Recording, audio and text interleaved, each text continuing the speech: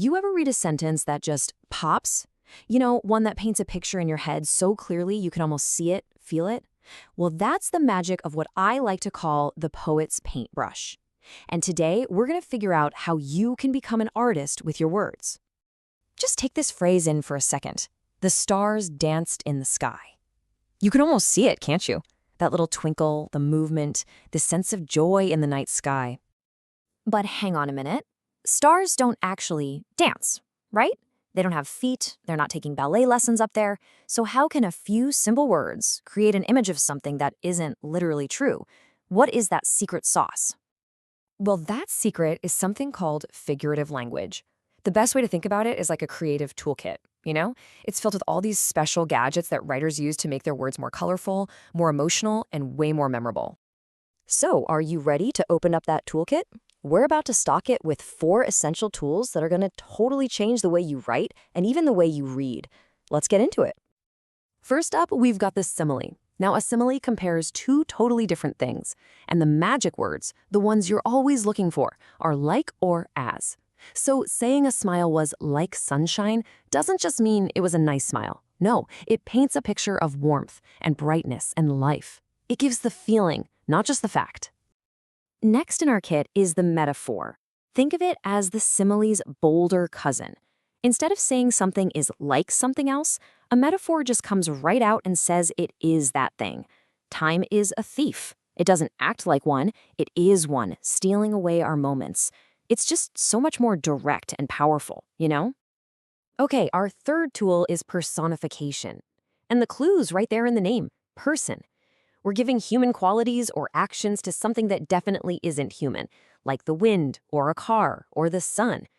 So the wind didn't just blow, it whispered. Whoa, suddenly the wind has a secret. It has intent. The whole scene feels way more mysterious and alive.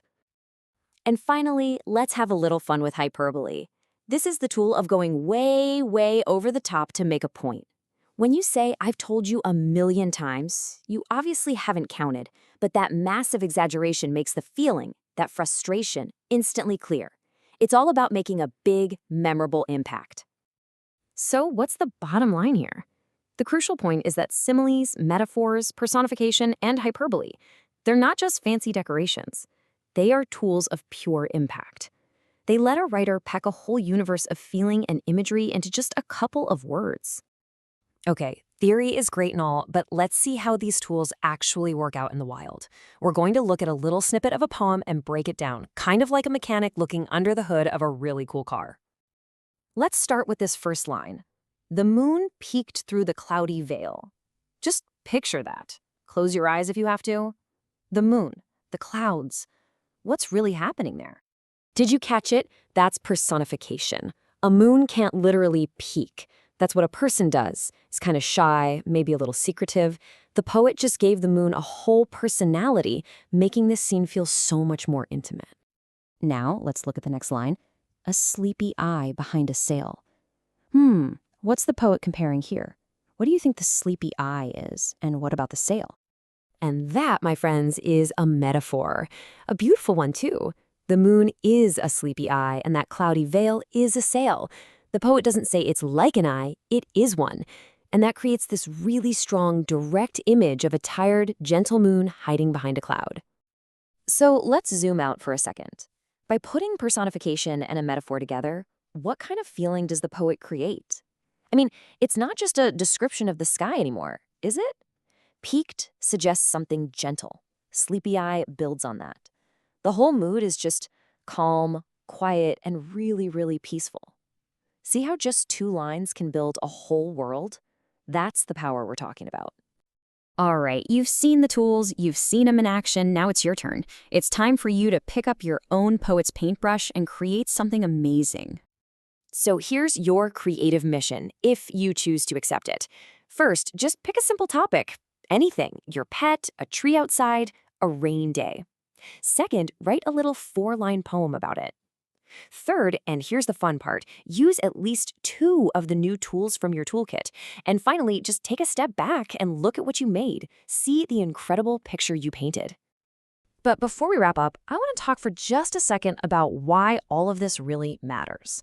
Because using figurative language isn't just about a fun writing exercise, there's a much, much deeper purpose to it all. I mean, think about it. You can see the power of these tools all through history. The most influential teachers and leaders have always used them to make big, complex ideas stick. Religious texts, for example, are packed with metaphors like, I am the vine, or you are the light of the world. Those aren't just random statements. They are powerful, memorable pictures that help people understand huge concepts on a really deep, personal level. And this gets to a really important truth. When you use these tools, you're not just putting pretty decorations on your sentences. You are literally building a bridge from your mind to your reader's heart. You're helping them see and feel a truth, not just read about it. So, as you go out there and write, remember that power you hold in your hands. When you choose your words carefully, when you build these beautiful and true images, you're doing so much more than communicating. You're creating a shared experience, and you're bringing a little more understanding and clarity into the world. And honestly, what could be a better reason to write than that?